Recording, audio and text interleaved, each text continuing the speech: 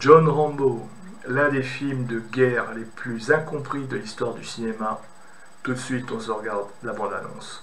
Now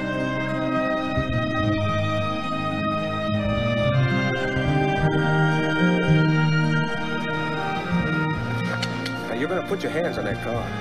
Why would you be carrying a knife like this? Hunting. What do you hunt? Elephant? Let's just see if you can clean him up a little bit. All right. Oh, Harry, here's a soldier. Rambo. John Jay? All right, don't shoot. All right, God damn it! There's people down there. You're finished! Congressional Medal of Honor. Guy's a war hero. I knew there was something about that guy.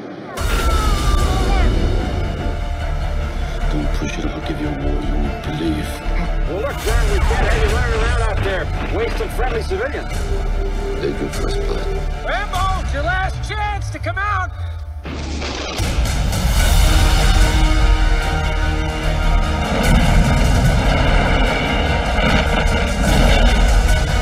Police emergency, please evacuate the streets immediately.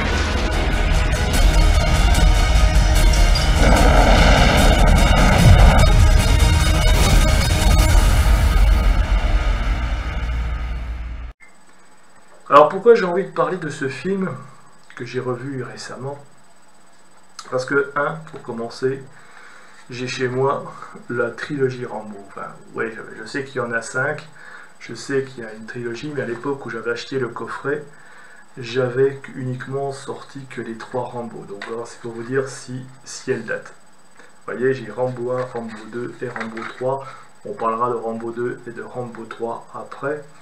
Mais le premier Rambo, j'avais envie d'en reparler parce que pour moi, c'est mon avis personnel, je pense que le premier Rambo est un chef-d'œuvre incompris. C'est un chef-d'œuvre incompris pour cela deux raisons. Déjà pour le thème qu'il traite, ensuite pour le fond, et pour l'histoire qui dénonce. Alors John Rambo, le premier Rambo est réalisé par Tate Kotcheff sur un roman de David Morrell, est réalisé donc et a été tourné en 1900, sorti aux États-Unis, réalisé et sorti en 1982 il me semble, et sorti en France en 1983. Alors moi j'ai jamais vu Rambo au cinéma. Je n'ai jamais vu Rambo au cinéma. 82, j'avais 8 ans. Quand il est sorti en France, j'avais 10 ans. Bon, à l'époque, j'allais jamais au cinéma. Enfin, j'allais pas au cinéma. Hein. À l'époque, c'était comme ça. Un petit garçon de 10 ans, 9 ans. Voilà, va pas au cinéma sans ses parents. C'était comme ça. Bon. Bref, moi, j'ai toujours vu Rambo. Après, à la suite, quand il était en vidéoclub. Comme tous les gamins, quand on a 12 ans, j'ai toujours pris Rambo pour un héros de film de guerre. J'ai toujours pris, surtout même le premier Rambo, pour moi c'était un héros qui s'échappe d'un commissariat et qui va buter du flic. Et puis je me dis que ouais, après on prend de l'âge, et puis on se regarde ces films, et puis on se dit, mais attends, il y a autre chose derrière, il y a toute une histoire, il y a tout un fond, il y a un fond historique. Et quand on regarde le fond historique qui a permis l'écriture déjà du bouquin de base, je crois qu'il s'appelle First Blood, le premier sang, et ensuite l'adaptation qui en était faite du film de Tate Kotcheff avec non seulement Stallone, mais aussi, il y a, je crois, Richard Crenna, il y a le shérif Teasle qui est incarné par Brian Donnelly. Le shérif cinglé, je l'ai toujours pris pour un cinglé, enfin bref, ça c'est mon avis personnel. Eh bien on se dit que, ouais, quand on regarde tout ça, il y a un fond derrière. Alors je ne veux pas vous rappeler l'histoire de Rambo, du premier Rambo, c'est une espèce de héros de guerre, qui revient, il est bardé de médailles jusque là, il revient dans son pays, il revient aux États-Unis, il veut retrouver son ami.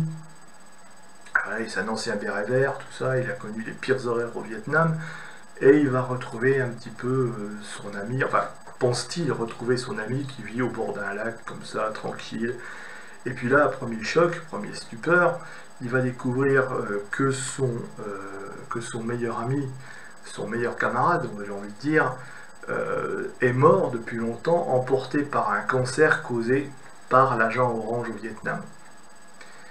Et puis, ben voilà quoi, donc qu'est-ce qu'il fait? Et puis rien ne le retient, alors il va s'en aller vers la grande ville, peut-être échouer, on suppose, comme vont échouer tous les anciens combattants dans une grande ville, dormir sous les ponts, que faire d'autre? Et puis là, ben, il va tomber sur une espèce de flic assez un peu con, le shérif Tirso d'une petite ville là, qui se prend un peu pour le caïd de la contrée. Bon, voilà, qui ne peut pas l'encadrer, parce qu'il ne peut pas encadrer, comme il dit, les hommes comme vous, je ne peux pas les encadrer, enfin bon, une espèce de trou, de petite merde, il faut dire la vérité. Ils veulent tellement le faire chier que, que John Rambo va s'échapper du commissariat et puis de faire la guerre, être traité comme un fugitif et puis faire la guerre. Voilà, bon, on connaît la suite de l'histoire jusqu'à la fin où il va se faire arrêter après avoir fait exploser la moitié de la ville. Au-delà du film d'action, je pense que Rambo est un chef-d'œuvre incompris. C'est vrai que après on a eu Rambo 2, on a eu Rambo 3, on a eu ce personnage qui a incarné, hein. On est quand même en 1982, après je crois que le Rambo le 2 va sortir en 85. Ouais, on est en pleine période reaganienne.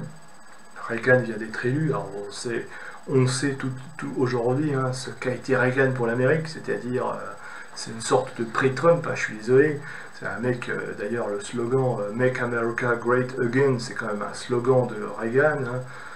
Bon, je veux dire, alors oui, c'est vrai, Reagan a rapporté, c'est vrai que les années 70 c'était la pire décennie des États-Unis pour tout, au point de vue politique, au point de vue social. Alors oui, le réaganisme a apporté, mais en même temps, il a fait justement un symbole de l'Amérique, on va dire, triomphante avec Rambo, alors que justement, Rambo était un personnage qui dénonçait tout ce que l'Amérique avait engendré.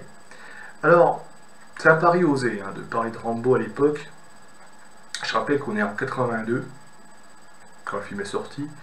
Les premiers shots ont été tournés de ce film en 80, il me semble, à peu près 80, 82, bon, ils ont tourné là, voilà, ils ont mis quand même... Et on est quand même un petit peu plus de 10 ans après la fin de la guerre Vietnam, ou du moins le premier retrait des forces au Vietnam, hein, c'est 70. C'était quand même osé de parler du stress, notamment hein, du stress post-traumatique des combattants du Vietnam, de ceux qui reviennent et qui ne retrouvent plus rien. Voilà. On voit quand même un soldat qui a servi son pays, qui est quand même bardé de médailles, qui est un héros de guerre, et qui revient au pays, qui va être traité comme une merde, mais surtout, et c'est ça qui est choquant dans Rambo, c'est que il n'a pas l'accueil que normalement on réserve à tous les héros de guerre. Je rappelle qu'aux États-Unis, quand les États-Unis ramenaient des héros au Vietnam, ils leur faisaient un accueil triomphal, on les accueillait. Là, non, les héros du Vietnam, ils reviennent en pleine catimini. Et pour ça, pour une seule raison, c'est que la guerre Vietnam a été perdue par les Américains. Et donc, quand ils voient des héros de guerre qui reviennent comme John Rambo, ils voient un perdant. Et l'Amérique, la société américaine n'a pas envie de voir ces perdants qui renvoient à la face leur propre défaite. Et c'est pour ça que je trouve que Rambo est très intéressant. Parce qu'il montre ce qu'est un héros. Montrer qu'on aime les héros quand ils gagnent, mais on n'aime pas quand ils perdent. Même s'ils se battent avec cœur, avec loyauté, non, il faut rapporter la victoire. Et surtout, le fait de les abandonner, le fait de leur dire « Ah bah oui, mais tu t'es battu pour rien, en fait, on s'en fout de toi, t'es vraiment le symbole de... » Et d'ailleurs, ce message, je rappelle que ce message qui dit à la fin, c'est un message extrêmement poignant quand on a comme ça, dans l'espèce de, je sais pas, de magasin, là, on a le grand discours de Rambo devant Colonel. Je rappelle que dans la première version, quand il est comme ça à la fin, dans la première version du script, John Rambo devait mourir. Il devait se suicider, ou alors c'est le colonel qui devait le tuer, enfin bon bref, peu importe. Il devait y avoir une fin tragique, et John Rambo aurait dû être tué. Je pense honnêtement que ça aurait été la meilleure fin de ce film. Pourquoi?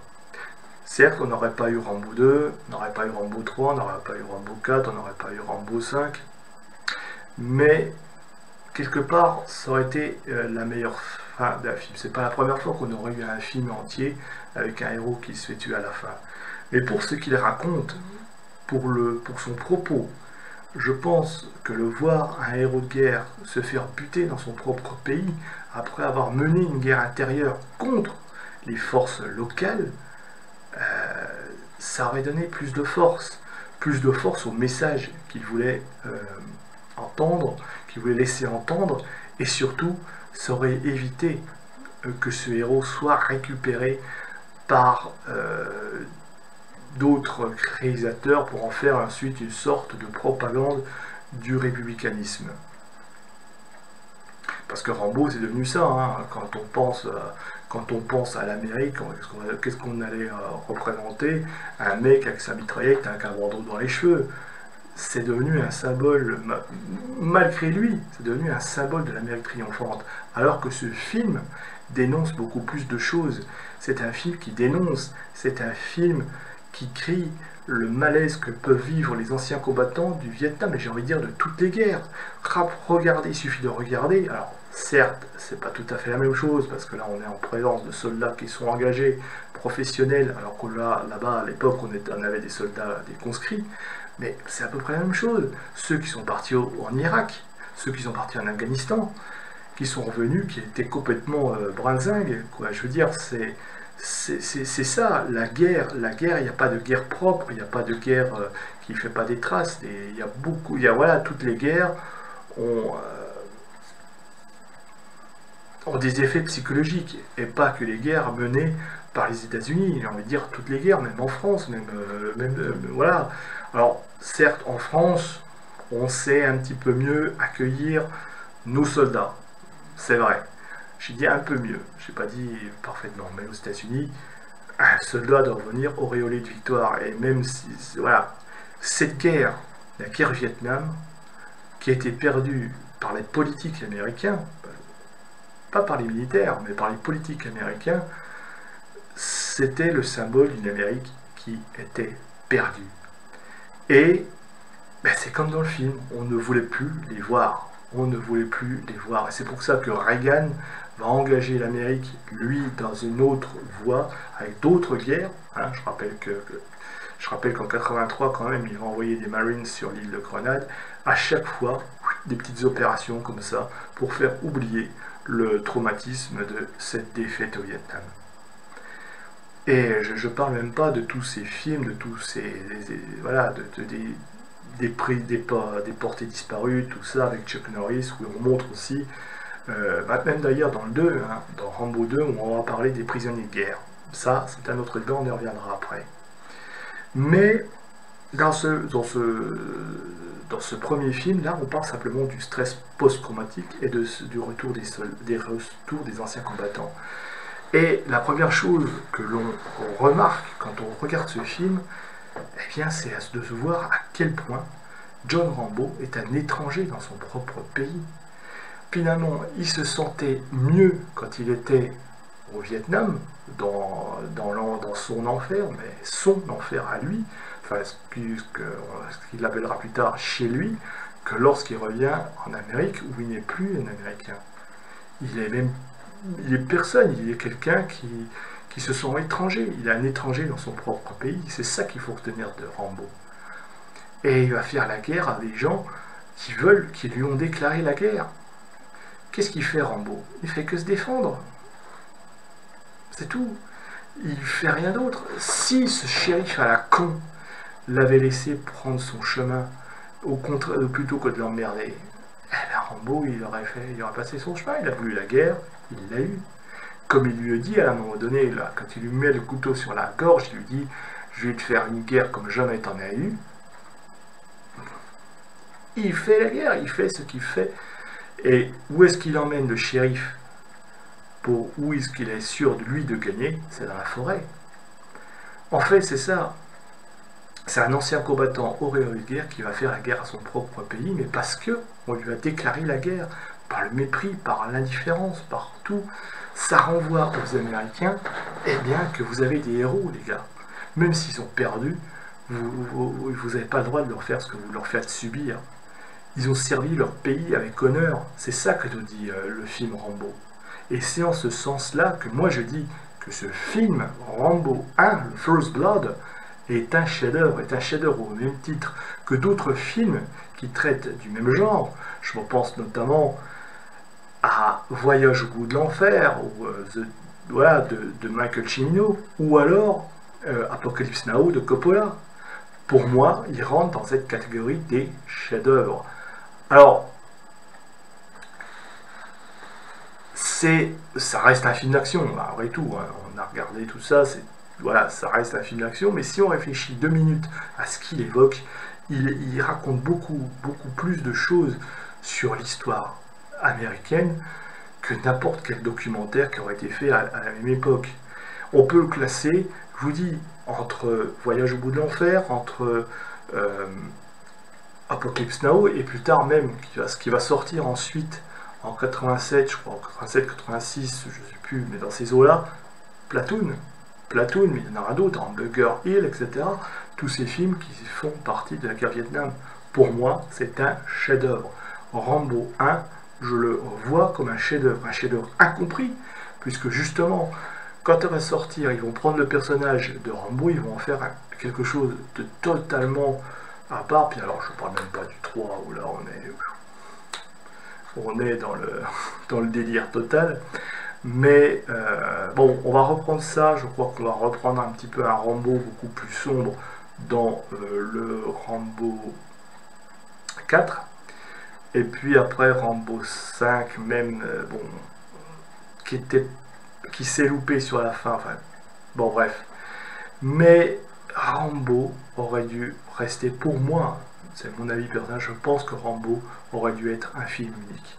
Parce que ce film avait du corps dans ce qu'il racontait, dans sa puissance. Et surtout, il montrait que Stallone savait écrire. Je crois que Stallone, son problème à Stallone, c'est qu'il lui aussi a été incompris. Et il a été incompris à hauteur du personnage de Rambo. Il sait écrire, Stallone, ce qui n'est pas tout à fait le cas de Schwarzenegger, même si j'aime bien Schwarzenegger. Mais voilà, au point de vue de la force de l'écriture, je crois que Stallone est incompris. Parce qu'on le voit comme une bête de film d'action, parce que l'Amérique, à un moment donné, avait besoin de retrouver des héros.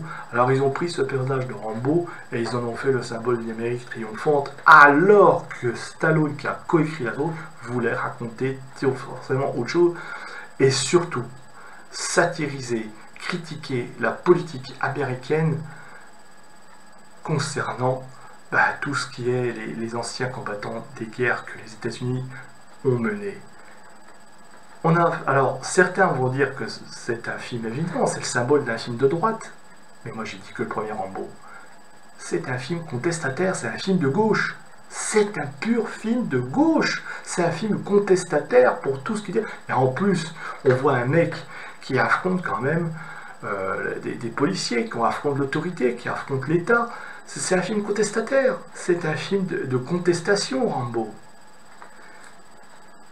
Sur le plan de la réalisation, par contre, c'est pas magnifique, hein. Il y a la BO de Jerry Goldsmith, il y a tout ça. C'est ça que j'adore dans ce genre de film, c'est que Rambo, on peut le voir sous différentes facettes. On peut le voir un petit peu film d'action, comme nous on l'a regardé quand on était gamin. On peut le voir ensuite en réfléchissant un petit peu sur un peu l'idée des anciens combattants au Vietnam, etc., etc. Bref, je vous encourage à revoir ce film. Alors, moi je l'ai en DVD, je sais qu'il est sorti en Blu-ray, même en version restaurée 4K, je crois. Il peut se retrouver sur la plateforme Univers Ciné, je crois qu'il y est. Il est dans la Cinétech. Bref, c'est une légende. John Rambo, premier du nom. Pour moi, c'est le seul qui aurait dû exister. Bon, je crache pas sur les autres, hein, Après, ils existent et puis voilà, ils ont leur vie. Mais si ce film Rambo First Blood était resté dans son jus unique, je pense qu'il aurait trouvé tout son sens. Avec cette fin, avec ce grand discours à la fin, qui est un véritable plaidoyer contre ce gouvernement qui a trahi, j'ai envie de dire, oui, le mot est fort, mais qui a trahi ceux qui ont combattu pour lui, qui les ont tués aussi, et ce suicide qui serait venu couronner eh bien, tout ce discours et puis toutes les idées du héros. Maintenant, c'est mon avis, vous en faites ce que vous voulez. Moi, je pense personnellement que Rambo 1 est un chef-d'œuvre incompris, qui doit être vu et revu pour ce qu'il veut dire en filigrane. Et en même temps, aussi un bon petit divertissement d'action, c'est ce qu'on nous demande au cinéma, c'est ce qu'on nous demande à un film. Revoyez le premier Rambo, ou revoyez le tout court, voyez le tout court, si vous êtes des petits jeunes qui débarquaient et qui ont envie de voir un bon film de guerre, d'un bon film d'action, bon, pas un film de guerre, parce que c'est pas vraiment un film de guerre, film d'action, film sur la guerre, nuance, mais et vous divertir avec des bonnes fusillades, et en même temps de réfléchir à ce que Rambo essaie de nous dire. Alors, voyez Rambo First Blood, et puis pour les autres, revoyez-le sous cet angle-là, et dites-moi ce que vous avez pensé en commentaire, dites-moi, partagez, diffusez, likez cette vidéo, délikez-la si elle vous a pas plu. On se dit au revoir et à bientôt pour une prochaine vidéo.